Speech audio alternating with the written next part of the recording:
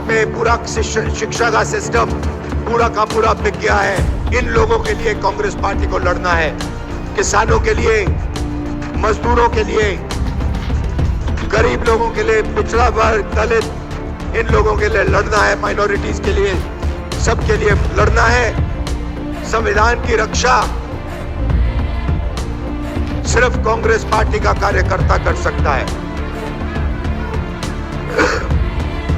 और मैं आपको एक और बात बोलना चाहता हूं कि ये विचारधारा की लड़ाई है और दो विचारधाराओं के बीच में लड़ाई है, ये भूलिए मत। एक संविधान की कांग्रेस पार्टी की विचारधारा, नफरत के बाजार में मोहब्बत की दुकान वाली विचारधारा, और दूसरी तरफ बीजेपी और आरएसएस की विचारधारा, नफरत और हिंसा की विचारधारा। इन दोनों के बीच में लड़ाई चल रही है और मैं आपको कह सकता हूं कि बीजेपी का मुकाबला विचारधारा से ही होगा, कांग्रेस पार्टी की विचारधारा से ही होगा, और बीजेपी का मुकाबला सिर्फ कांग्रेस पार्टी का कार्यकर्ता और उसकी विचारधारा कर सकती है।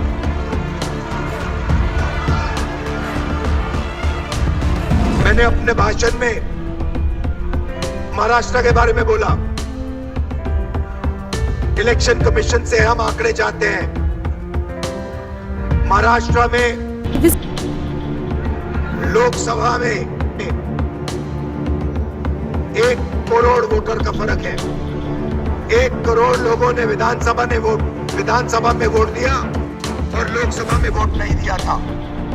हम जानना चाहते हैं, इलेक्शन कमीशन से जानना चाहते हैं कौन लोग हैं, और हमने इलेक्शन कमीशन से कहा है कि आप हमें लोकसभा की महाराष्ट्र की वोटर लिस्ट दीजिए और विधानसभा की वोटर लिस्ट दीजिए, और इलेक्शन कमीशन हमें वोटर लिस्ट देने को तैयार नहीं है। ये देश के सामने सच्चाई है। अगला चुनाव बिहार में है और यहाँ पे ये क्रांतिकारी प्रदेश है।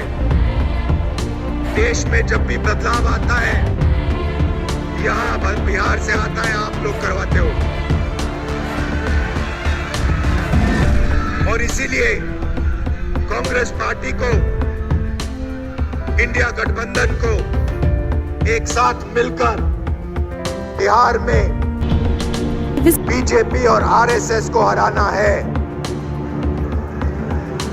ये विचारधारा की लड़ाई है। आप सबको तैयार हो जाना चाहिए। आप बब्बर शेर हो कांग्रेस पार्टी के, बब्बर शेर हो, टाइगर हो। आप तैयार हो जाओ। बीजेपी और आरएसएस की विचारधारा को बिहार में हमें हराना है। इंडिया गठबंधन के साथ खड़े होकर बिहार में हम इसको हराएंगे।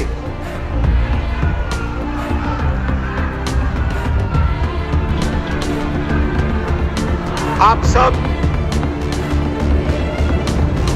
विचारधारा आपके खून में है, आपके डीएनए में है, आपको बताने की भी जरूरत नहीं है। आपने इतने प्यार से मेरा स्वागत किया। आप 24 घंटा कांग्रेस पार्टी की विचारधारा के लिए लड़ते हो। आप 24 घंटा आरएसएस बीजेपी के खिलाफ लड़ते हो और आप डरते नहीं हो। इसके लिए मैं आपको दिल से धन्यवाद करना चाहता हूं। बिहार पेपर लीक का सेंटर हो गया है। यहाँ पे पूरा शिक्षा का सिस्टम पूरा का पूरा बिक गया है। बिहार में युवाओं को रोजगार नहीं मिल सकता। बिहार में महंगाई बढ़ती जा रही है। गरीब लोग कुचले जा रहे हैं। इन लोगों